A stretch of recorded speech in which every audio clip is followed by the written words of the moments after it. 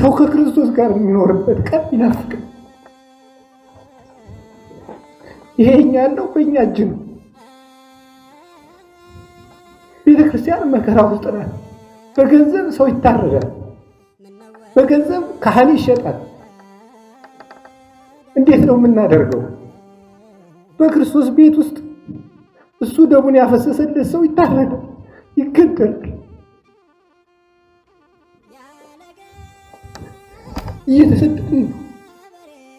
እኛ እኮ ከቤተ ክርስቲያን ውስጥ የቆምን ይመስለናል እንጂ ስደተኞች ነን። እና አባቶችን ልናስብ ይገባል። ሁሉ እንደሆነ ያልፋል። የበላም እንዳልበላ ይሆናል፣ የለበሰም እንዳልለበሰ ይሆናል። ነገ ክርስቶስ ሁሉንም እንደ ስጦ ያሰጠዋል። ቤተ ክርስቲያን ውስጥ ሰላም ያስፈልጋል። እኔም ብለው ይሄን ነው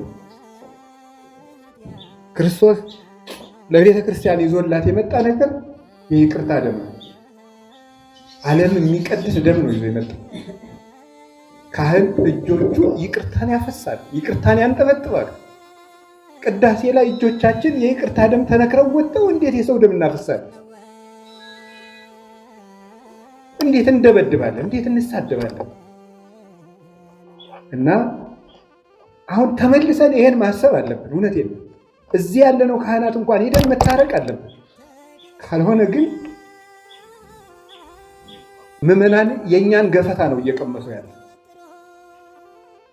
ቤተክርስቲያን የእኛን ገፈታ የእኛን ዕዳ ነው እየጠጣች ያለችው። ዘመኖች ሹመቱም ያልፋል፣ ሁሉም ያልፋል፣ ፉክክሩም ያልፋል፣ በዘመድ መታጀቡም ያልፋል። የማያልፍ ቀን አለ። ክርስቶስ አክብሮና ከዚህ በላይ ምን ያርግልን? የእሱ አገልጋዮች